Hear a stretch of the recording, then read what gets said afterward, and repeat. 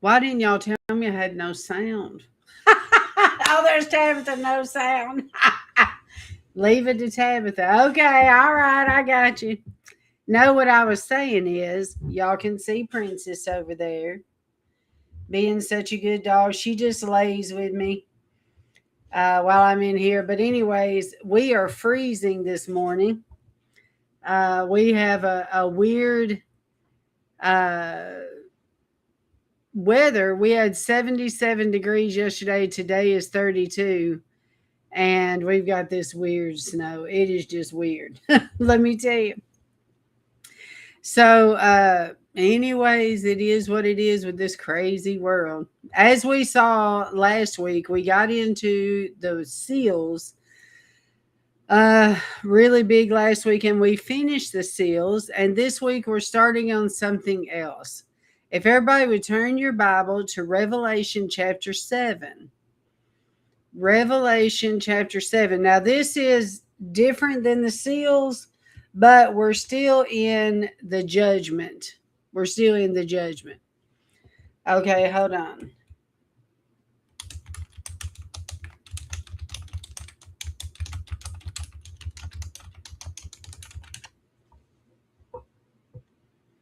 Okay, so let me read this first so that we have an understanding of where we're at. First, the first few chapters in the book of Revelation, we had, in the first few chapters, we had where Jesus talked to us about the seven churches. Then we had 2 chapters on heaven, which to me was kind of, telling all of the people in the future, this is what you have to look forward to. If you make me your God, if you choose me and protect your heart, okay, this is what you have to look forward to. Okay. Now, right after that, we went straight into judgment. So the first judgment that we actually studied was the seals. Okay, there was only 6 seals. Well, there's 7 seals actually. And so let's just read this commentary. The 7 seals in Revelation 6 through 8. So I guess we're still in the seals. Represent a series of end time judgments released by Jesus the Lamb as he opens a scroll, initiating war, famine, and death. And I'm going to put this on the screen while I'm reading this because this is a good little visual of, like, the Lamb. What is being revealed in the book of Revelation is the Lamb. So, as he opens the scroll, initiating war, famine, death, and divine judgment. These judgments serve as the beginning of tribulation, signaling a culmination of human history. Now, let me ask all of you guys in the chat room, do you not believe that we're in tribulation right now? Raise your hand if you believe that. Because as we went through the seals, we saw all the different things happening, and this is what's been going on, starting with seal number 1, which was the corona. Okay. Now, these judgments serve as the beginning of tribulation, signaling the culmination of human history, which means we're at the end of time, which is where all of us are right now. The destiny, like we talked about this morning on the prayer call. We have been born for such a time as this, okay? The persecution of believers and the imminent restoration of God's kingdom, which is the New Jerusalem that will be coming down. The 4 seals, the 4 horsemen. These represent forces unleashed upon the earth. The white horse is often interpreted as the spread of the gospel, or as deception in the Antichrist, conquering through a false peace. Boy, that one's happening for sure, huh? The second horse is the red horse, represents war and bloodshed. Third horse represents famine and economic scarcity. The fourth horse represents the pale horse, which is death and plague, authorized to kill a quarter of the earth. So you can see why we believe all of these have already happened, because we know that the corona already killed a quarter of the earth, didn't it? The fifth seal, martyrs, reveals souls under the altar who were killed for their faith, asking God for justice.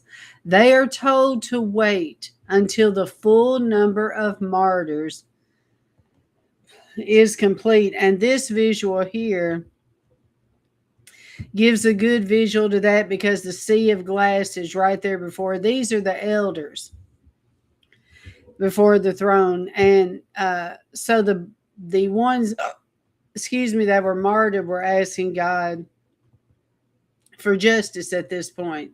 The sixth seal, which is the one we did last week, the final one, is the cosmic upheaval. Describes natural disasters and cosmic signs, a massive earthquake, sun turning black, and the moon becoming red, signaling the day of God's wrath. See, this is where I believed we would go home. At first, I believed in the pre-trib rapture, and then God took care of that back in 2014. So then I believed that we was in the mid-trib, which I'm still kind of hanging on that. So I believe either it could be the mid-trib or post. Either one, we're still going to suffer and be martyred possibly. But I believe that we would be taken before God's wrath. Okay. So this is about where we're at right now. Okay.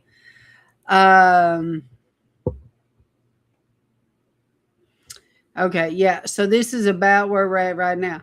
But the massive earthquake has not happened. These things right here has not happened, which I believe is the New Madrid fault line. Sun turning black, the moon turning red. So I believe the sixth seal is right here where we're on the verge of it. Okay. And this is where the martyrdom, at the same time, the fifth seal and the sixth seal, the martyrdom. Now, you could see it as the martyrs and then the sixth seal. In other words, it could be either or. Now, the seventh seal, which is where we're going into today, I believe. The silence in heaven leading into the seven trumpet judgments. Okay, so the first part is like Satan's wrath, and the second part is God's wrath. So that's the way I see it. And the God's wrath is going to be the one that is so horrible. And in the middle here, between Satan's wrath and God's wrath, is what we're going to be reading, where the harvest sickle is swung. And that's where I believe. So let's just say it is a theory. Okay, let's say it's a theory. As a theory, which is what I believe this whole time so far, is that when the harvest sickle comes, which is the midway point, is when he brings his grapes home. You know, he reaps the vine, because we're all trees in his great garden. So he's going to take his trees home. Okay, and then we have the marriage supper of the Lamb, while God's wrath is being poured out in the earth. Okay, it's not an escape thing. It's not. It is a God mercy thing. It's different than the pre-trib, because some will be martyred. We are going to suffer type of deal. But anyway, now at the time, and you'll see this when we get into the word, at the time that the harvest sickle is swung, there is silence in heaven. And this is where, oh man, let me pray. Lord, I just pray today that as we get into your word, Lord, that you illuminate the truth to us, Lord. Illuminate us with wisdom, with understanding, Lord. And I thank you for bringing this to the light, Lord, because we know that we're going through this right now. Thank you for helping us to understand just a little bit, Lord. And we just lift up your holy name today, Lord, for you are worthy to be praised. And we thank you for the book of Revelation. We thank you. In Jesus' name, amen. Okay, now, if you could have the vision of what I saw when I did the book of Revelation, when there was silence in heaven. Have you ever been so silent that it's almost like a fear where you're frozen? Raise your hand in the chat room if you've ever been that type of silent.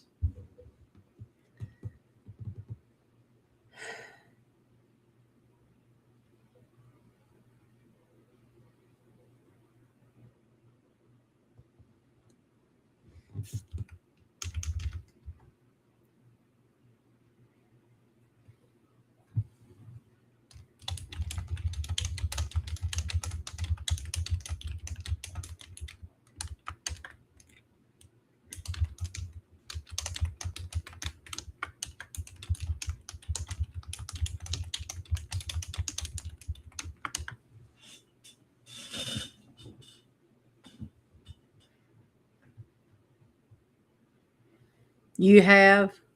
Okay. That's what I saw in this vision of whenever I was doing the book of Revelation. That's what I saw. Uh, with this silence is where it was like everybody in heaven was like frozen. Okay. Uh, in attention to what God was doing and what God was saying. Okay, so let me finish reading this commentary and then we'll get started. The seventh seal is the silence, introduces silence in heaven, leading into the seven trumpet judgment. In other words, it's kind of like a new era. That's why everything is so silent. Like the way I saw it in my vision is it's almost like a fear where they're frozen, but it's a fear of God. You know, it's a fear like the earth has no idea what's about to hit them. Like this is so bad, it's unbelievable. Like because at the time that this is happening, remember what I told you guys, and you'll see it in the word, but we're just talking about it ahead of time. When I told you guys about the judgment and how God sees, he smells, and this is how he judges. So at the time that the wrath pours out of God is that point when he smells the cries of the church. When, because we read that in the previous chapter, when are you going to get them for what they've done to us, God? When are you going to revenge us, God? That's where this comes in right here, what you're looking at. This is the bowls that the angels bring before God, and it causes him to pour out such a harsh wrath.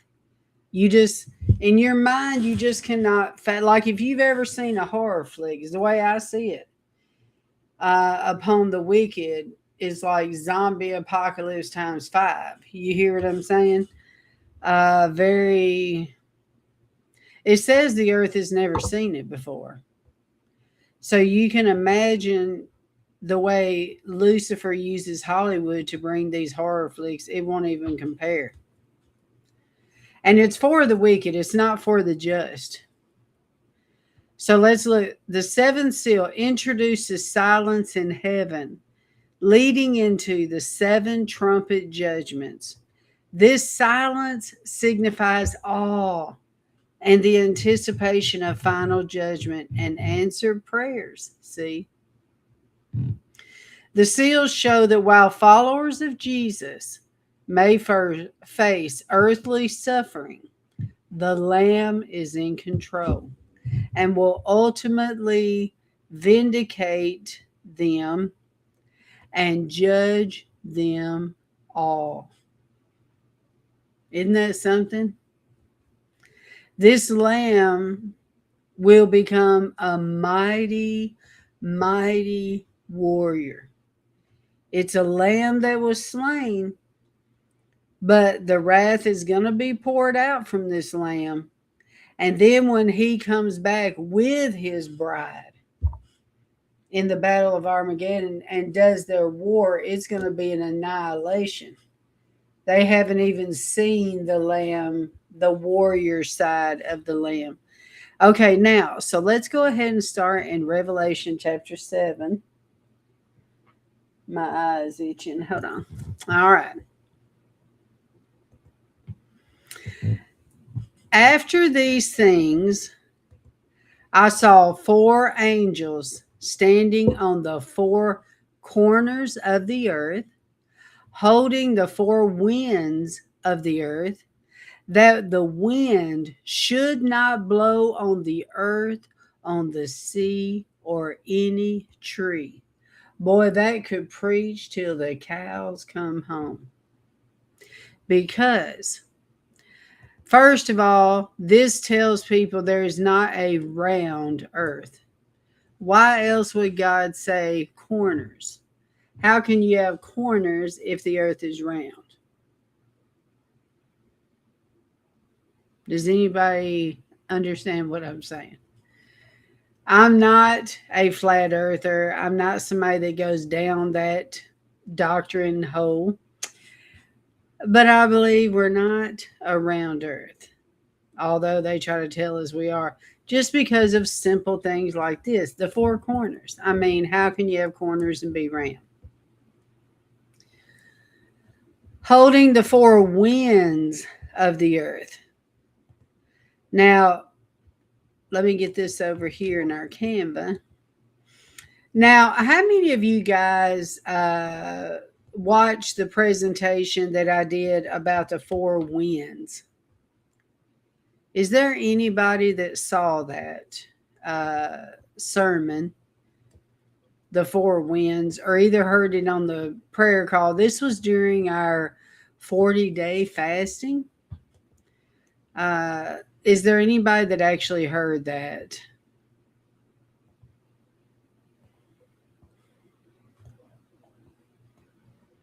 There are 4 winds, and these winds are signifies a certain thing. Like one of the winds is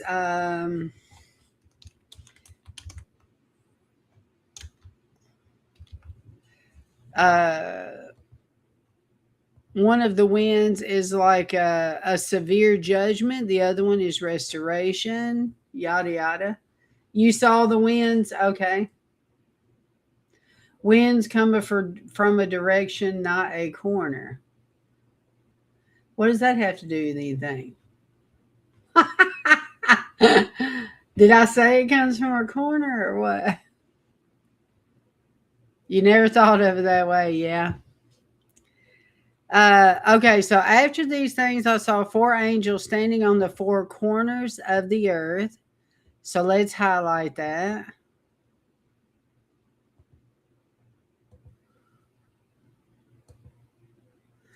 I saw 4 angels standing on the 4 corners of the earth, holding the 4 winds of the earth.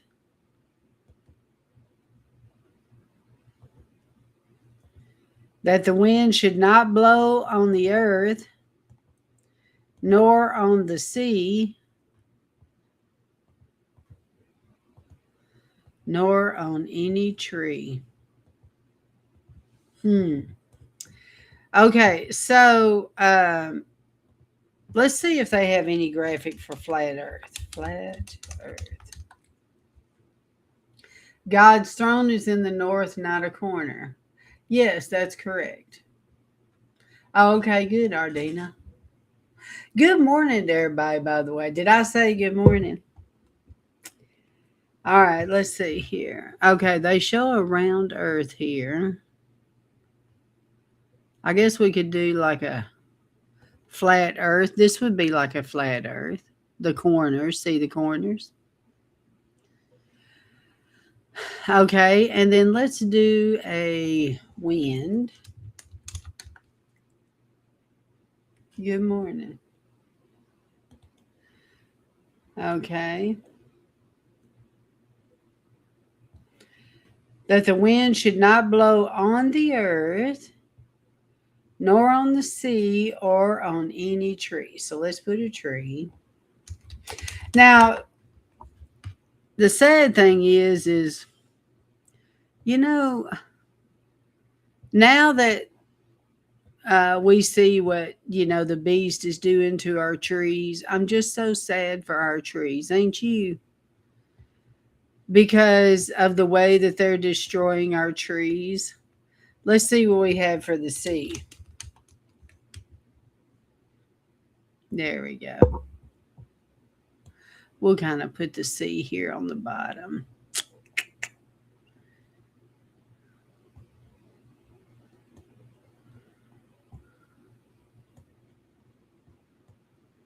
There we go. And let's put it to the back.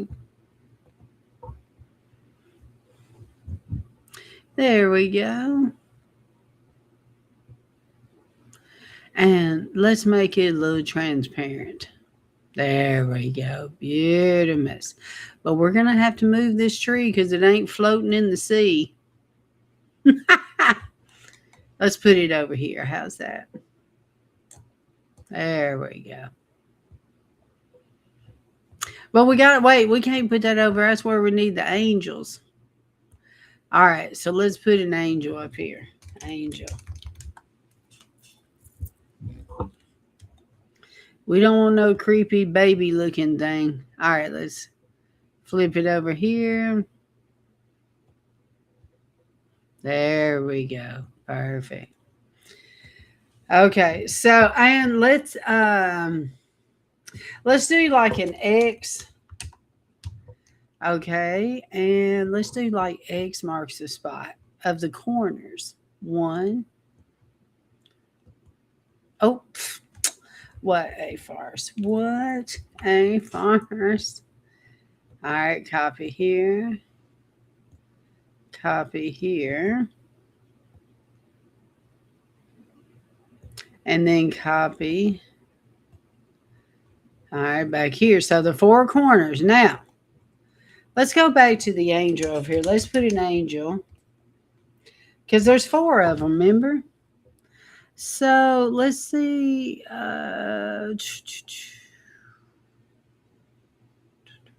Not Cupid. Here you go with the trumpets. Yeah. All right. All right. So let's put as the angel here. Copy. Angel over here. Copy. Angel over here. Copy. And then an angel over here. And after these things, which is the seals, I saw 4 angels standing on the 4 corners of the earth, holding the 4 winds of the earth. Okay, so let's copy this.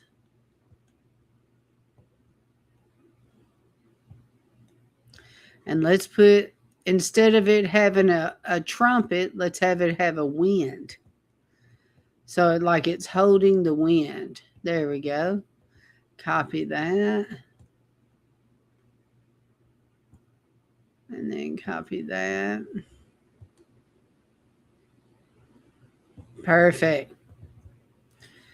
Holding the 4 winds of the earth, that the wind should not blow on the earth, nor on the sea, nor on any tree. Can you imagine? How many of you guys, yeah, the UN logo does show flat earth. Yeah. You can't see what I'm doing. What a farce. Thank you. I should be a Canva. I should teach people how to do Canva, shouldn't I? Let me change the screen. Okay, hold on.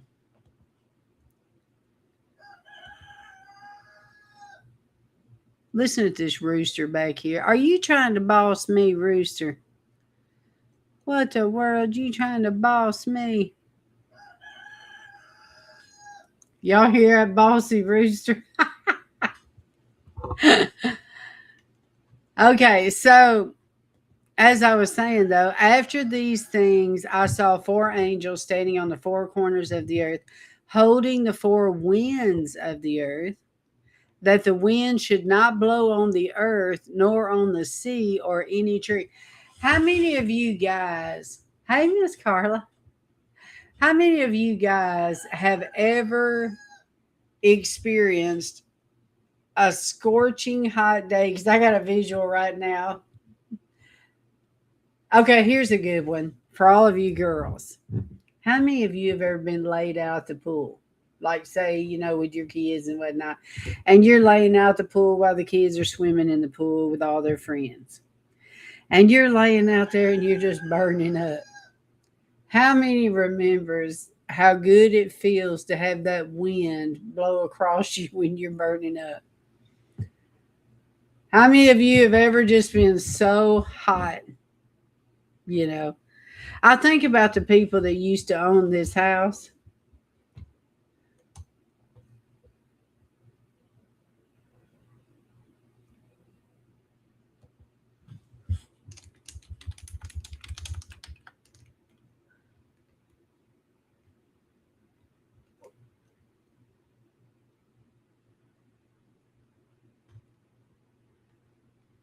Okay, hold on just a moment.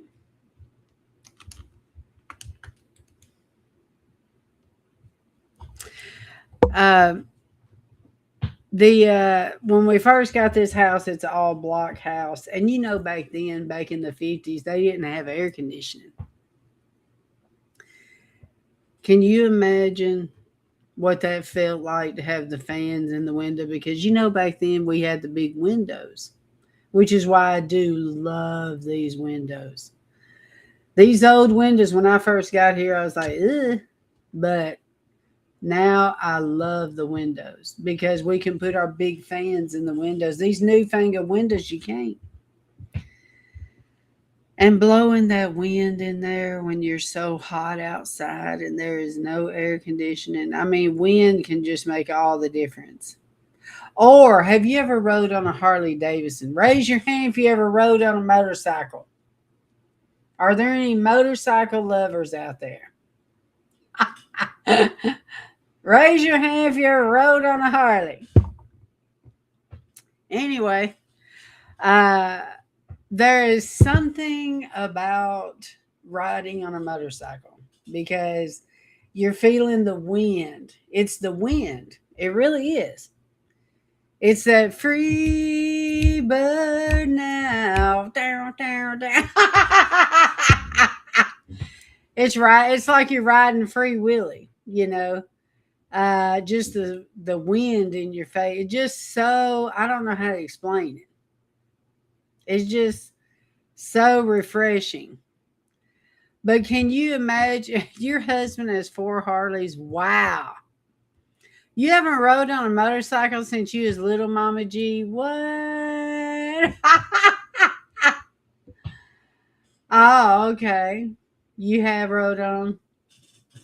Oh, there you go, Heather. You love the wind blowing on your hair in a 4-wheeler. Yes. Y'all have one, Teresa? Now y'all are encouraging me. All right, let's put a motorcycle. Let's put a person on motorcycle.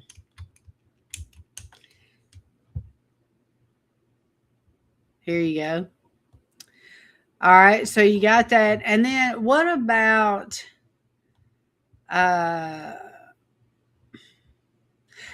actually that's one thing I liked about when I had my old Camaro with T-tops. Camaro with T-tops. Y'all remember them? What? They don't call them T-tops? What am I thinking if they're not called Camaro with sunroof? What? You don't even have a Camaro car? All right, let's do car. Car with sunroof. Or here you go. Here you go. There you go. Okay. So you're riding around your car, the wind blowing in there. All right, let's look at a person on a 4-wheeler. This will be Heather. We'll call this one Heather.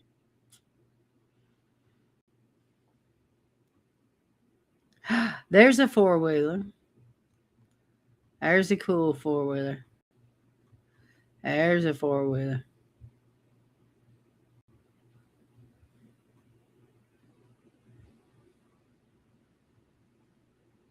Oh, there you go. A person on a bicycle. That's another one that you love. Feeling the wind is your bicycle. Where is the... I can't believe it's so hard to find a four-wheeler. What a farce. How about person on an ATV? Hey, see if that's better. There we go. All right. All right. Hey, here's Heather. Hey, Heather, we're going to give you this one. We're even going to put the name on here, Heather. Heather. This is Heather riding around on a four-wheeler.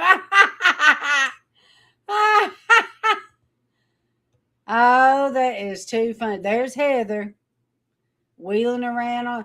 Here, we'll have Heather doing a wheelie.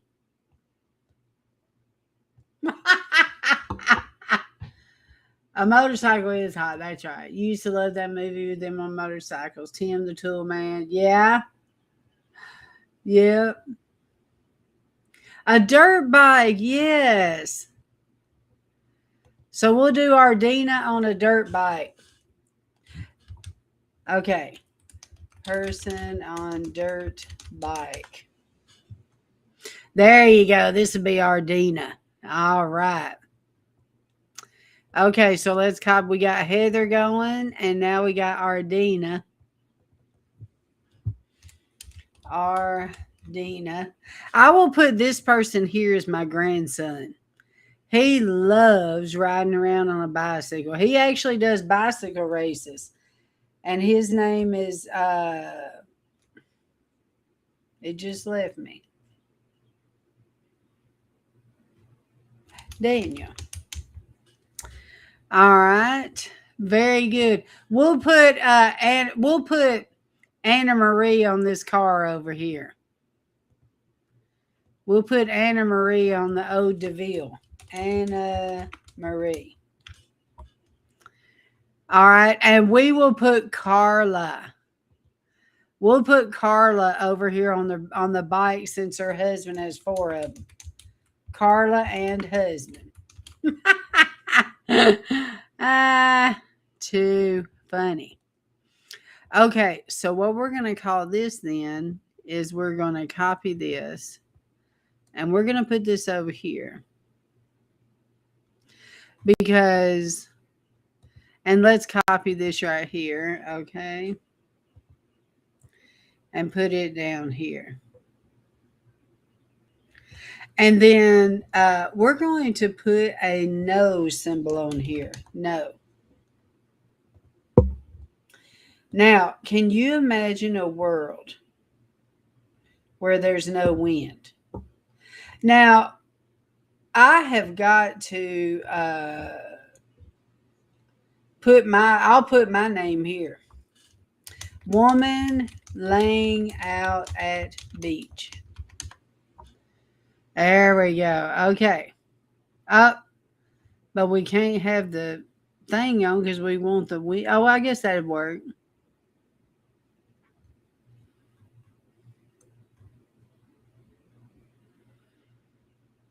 Sipping the margarita. Too funny.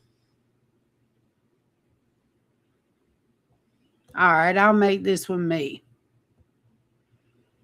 Y'all know I can get black as the ace of spades in the summer. Yes, I can. That Cherokee Indian in me. All right, so let's put this over here.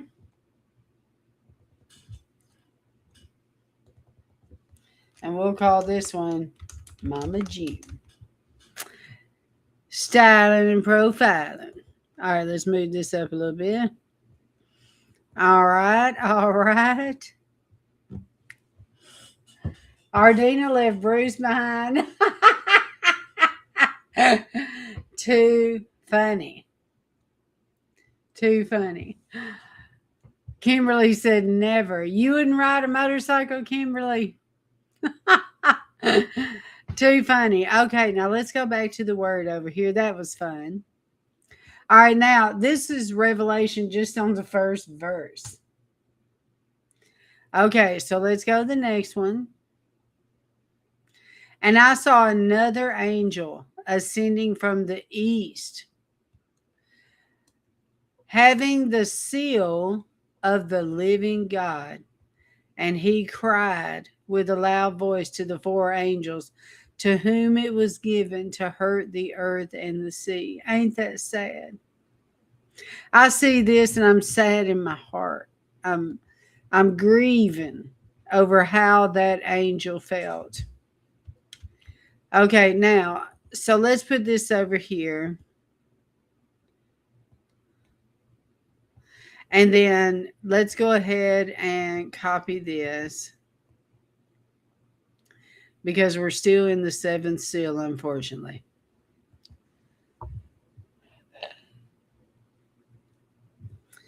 And I saw another angel ascending from the east, having the seal of the living God. See, this is kind of what makes me go, I'm scared. Because let's go over here and let's take the seal. And then let's put it over here, because this angel has the seal, which means it's about to go down. All right, let's see here. And let's put this angel up here, okay? And let's flip it around. All right. Okay. And he cried with a loud voice. And I just want to pause there for a minute, because I'm just so sad about it. So what we're going to do is we're going to put a sad emoji. Sad emoji. And I got to picture one that I think is about how that angel would feel. Here you go. Perfect. I think that is the most perfect one, because it's a sad. Oh, y'all can't see it again. Sorry. It's so sad, because the sadness that this angel feels is like the heart is breaking in half. Because this is the way I feel from this scripture. Because it's crying with a loud voice. Have you ever seen somebody that, say they found out that their loved one died, or was, say the police came to the door and they made the announcement to the parents, that their kid had died in a car crash, the wailing that comes out of that parent is the way I see this with this angel. It's one of those deep moan and groan. No, that's the way I feel this angel is reacting. Because if I'm not mistaken, I think that saying that it's coming from the east is a clue. Because when we studied the winds, wasn't the east wind a judgment? Wasn't it? Let me look.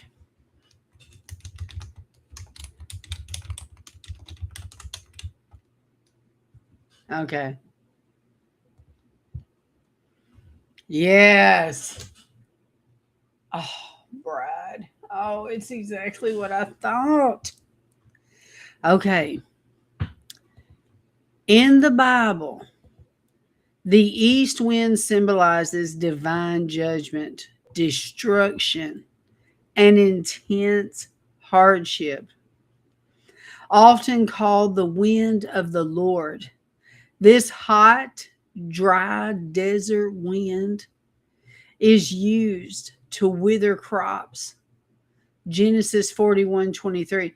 Bring plagues Exodus 10:13, and represent God's destructive power over the wicked or disobedient, though it is also used to part the Red Sea.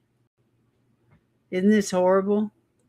It's divine judgment and wrath. It is frequently associated with God's judgment, acting as an instrument of his power to chastise or scatter enemies. Hosea 13:15 describes a destructive wind of the Lord coming from the wilderness. Destruction and desolation because the wind blew from the eastern deserts. Here you go. It was notoriously dry and scorched vegetation. Isn't that horrible? Withered vines and blasted crops. If y'all think about our country, think about it. Let's look at the U.S. map. Kind of think it. Let's look at the U.S. map. U.S. geographical map. All right, here we go. See, look.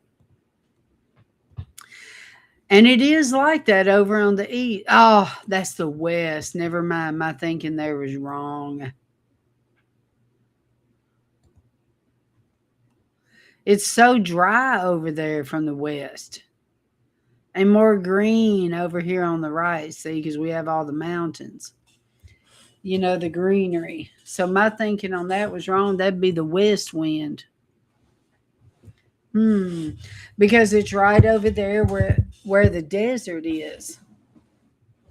So my theory on that is wrong. But you see what I'm talking about right here. But what's over on the other side? What is on the east side? Let's do a world map. World geographic map.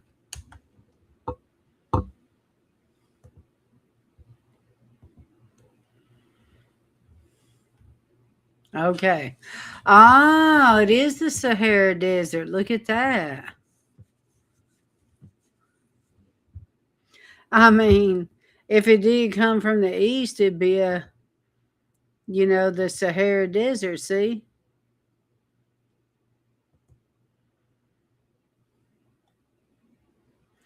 Right here is our eastern. It's all desert. Look at that.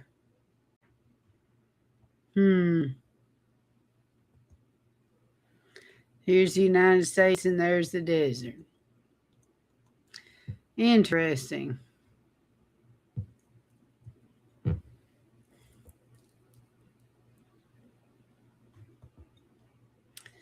All right, let's go back over here. The wind blew from the eastern deserts, Arabia or Syria. It was notoriously dry and scorched vegetation, withered vines, and blasted crops. Sudden calamity. It is depicted as a sudden, overwhelming force that ruins lives and sweeps away prosperity, as seen in the story of Jonah's gourd, Jonah 4:8, and in Job's afflictions, Job 27:21. Power and sovereignty. The east wind serves to highlight God's control over nature, utilizing a natural force to accomplish divine purposes such as parting the Red Sea. Biblical examples. The plagues of east wind brought the locust. There you go. The parting of the Red Sea. God used a strong east wind to divide the waters, allowing the Israelites to cross. Prophetic judgment. Ezekiel uses the east wind to describe the destruction of Jerusalem by Babylon. Ezekiel 17:10. There you go. Oh, wow, Mama G. It's also like the Nar gospel that is presented nowadays, dried up and destructive. Bible talks about the wind of doctrine. Good point, Mama G. All right, so let's go. I do want to put this on there. Let's go over here to our little design.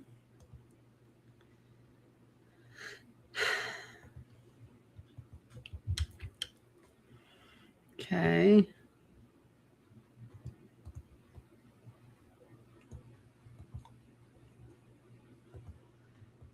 The east wind symbolizes divine judgment, destruction, and intense hardship, often called the wind of the Lord.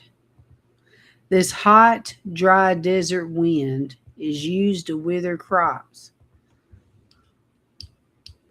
bring plagues, and represent God's destructive power over the wicked, disobedient, although it's used to part the Red Sea. Okay, so let's go over here back to this and let's put the wind in here.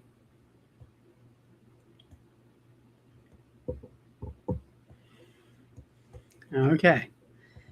Now, and I saw another angel ascending from the east, having the seal of God, and he cried with a loud voice to the four angels, to whom it was given to hurt the earth and the sea.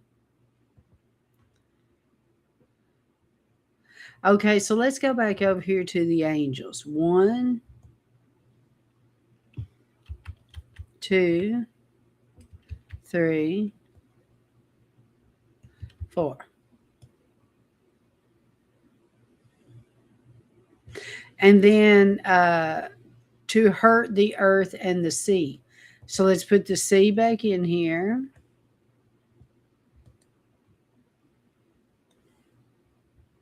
And then let's put the flat earth here again.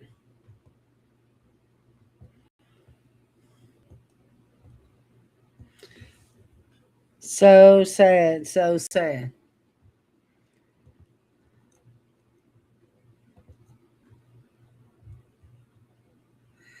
And then 7 verse 3 says, saying, hurt not the earth, neither the sea, nor the trees, till we have sealed of God in their foreheads. Uh-oh. Wow, wow, wow. So the angel, which I guess would be like the chief angel, is telling all the other four angels to not hurt, to kind of give it a pause here. So let's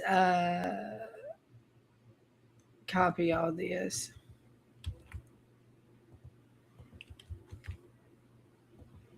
We'll use this as the chief angel. Well, we'll just use this. But what we'll do over here is we will flip this around. And then we're going to change this angel to gold. Okay. And we're going to turn this around. And we're going to make it look like that this angel is telling the other four angels what to do. Okay. So we're going to position this to the back. And then what we're going to do is take this and put it over here.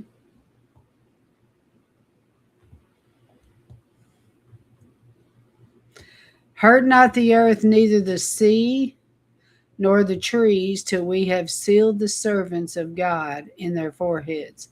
Now, this is very important right here about the sealing.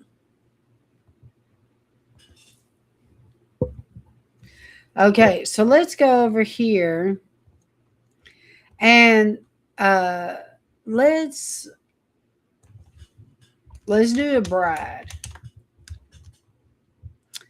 Okay, and let's here we go.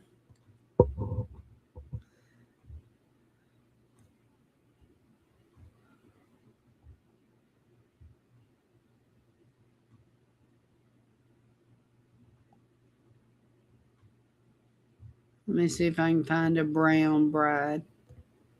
There we go. Now we have brides of different colors, tribes, and tongues.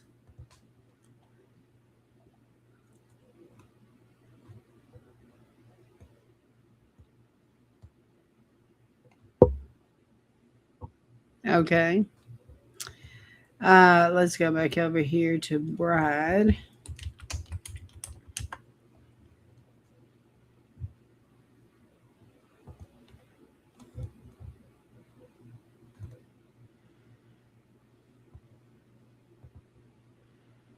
Okay, and we have an Asian bride. Okay, so we have different brides. And what was the scripture here? Saying, hurt not the other, till we have sealed the servants of our God in their foreheads. Now, isn't that funny that the beast sealed their foreheads? The wicked. Now the bride is marked. So let's say,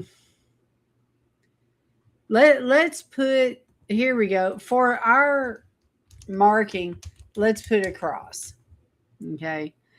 And let's say the black cross is going to be the mark of the true bride in the forehead. Let's change the color to gold. Okay, copy. And put it on her forehead. Okay, and then let's copy and put it on her forehead.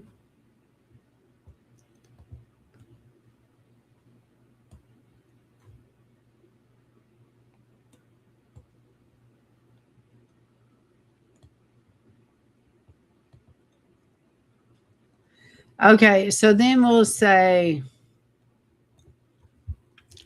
sealed of God.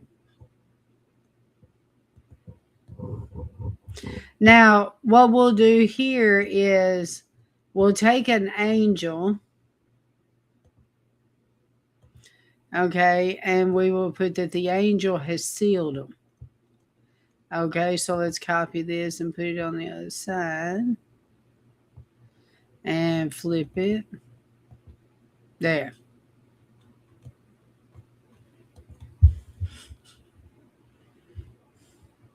And then why not go ahead and copy it so we know what the seal is? There. Or we could literally just put it inside the center thing. There you go. Sealed of God.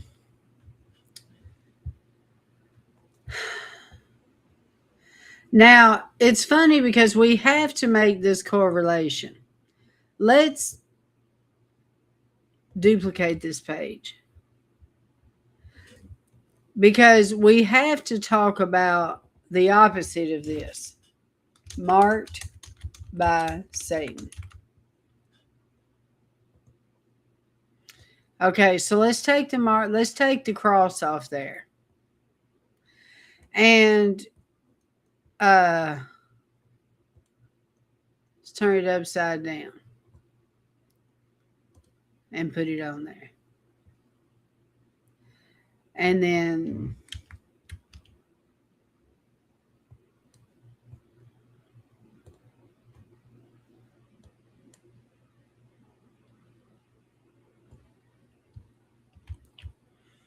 all right, and let's put this over here, get rid of this. And then make another one, and then we will put it in the by. Now, the thing is, we're going to taint their colors, okay? So we're going to change them to red. Change their dress. That's weird.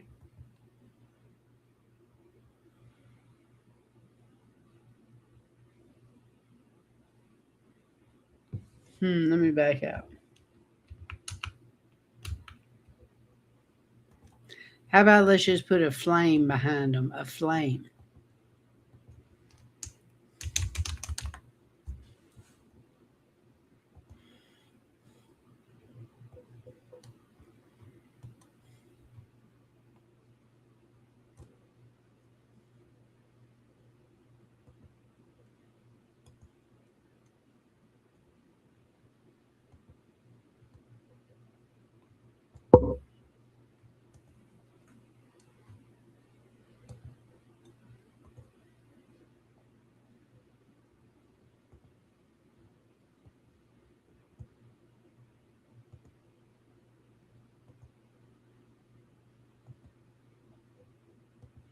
And then what we'll do is we'll put a black overlay.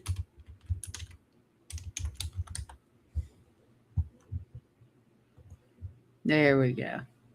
Now we're talking.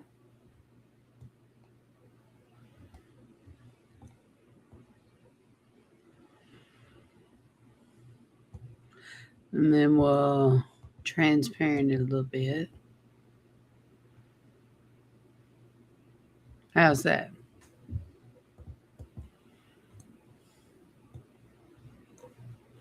And then instead of having angels, we're going to put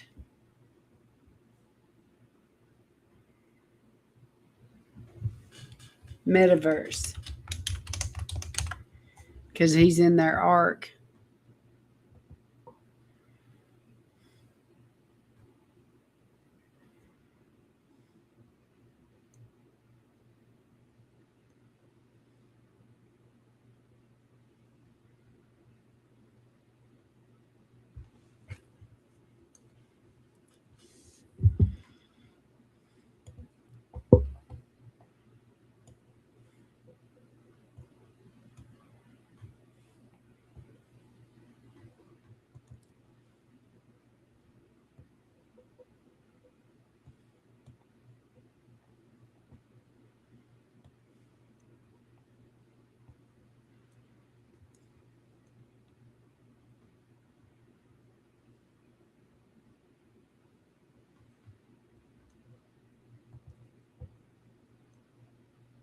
I ought to put beside it Chat GPT.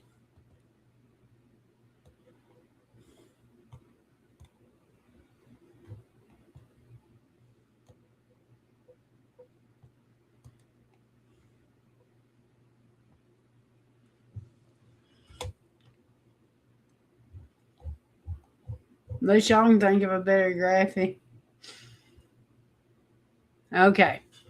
Now, let's go back to the word over here.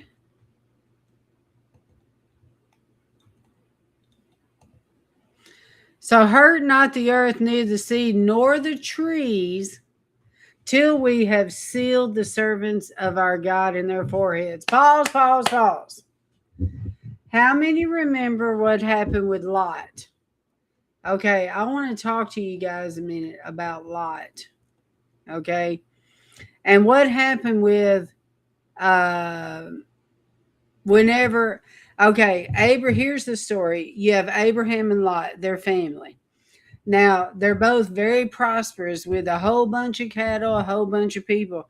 So they get to a point where they say, hey, we got to split, because we're just too big.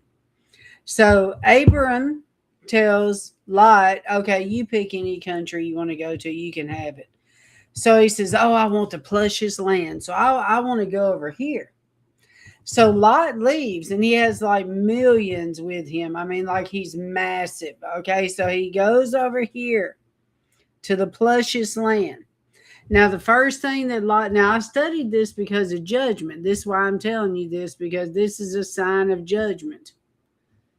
Lot goes over there, he picks the plushest land, and the first mistake he makes is he pitches his tent towards Sodom. Hey, Miss Susie Lee, I just saw what you said. You have a pony named Harley. Oh, that is so cute, Miss Susie. That is so cute. And you had a Pontiac version with T-tops. Very good, very good. Okay, so what was I telling you before I saw Susie? I got distracted. Sorry. Oh, Lot. So Lot, the first thing he does is he pitches his tent towards Sodom, which means his eyes are gazed upon the sin and the lust. He moves to Sodom. He brings all of his cattle and all his people there. He gets in trouble with these other kings, and then Abraham has to come and rescue him. He rescued him. Even though he saw how bad Lot had become, he still let him go. Lot goes back. By the time the angels come to destroy Sodom and Gomorrah, all of his people, the cattle, and everything was corrupt. It was so bad that the people in the city wanted to have sex with the angels. And Lot said, "Take my daughters. Don't mess with these angels." He was willing to sell his daughter's soul, but they didn't take it, and so the angels blinded them. But the angels told him, said, "Listen, we cannot destroy this city until you get out of here." This is what I see is happening in this verse. This cannot be destroyed. These people cannot be destroyed until God's people are taken care of and they're sealed on their forehead, which means the wrath that's coming, which tells me we may still be here. I don't know. But these people are going to be protected. Okay. So Lot's story, by the time Lot left, the angels had to drag the wife and the girls out. Why? Because they had so much perversion in them from that city. That's why Lot's wife looked back. And that's why Lot's kids had sex with him to have a kid, because they thought they was the only ones left in the world because of the judgment. Okay. But because he pitched his tent towards Sodom, compromised, brought his people there, it took out his entire legacy. So now that we're studying this scripture here, this is kind of what I think. Until we have sealed the servants of our God in their foreheads. Okay, now we're going to stop here because now we're getting into the 144,000. So I want to stop here, okay? Because I have an appointment at 12, so I got to get going. But I'm going to go ahead and stop here and we will go from here. So, all right. So I love you guys. Thanks for being with me today. And I will see you guys tomorrow. God bless.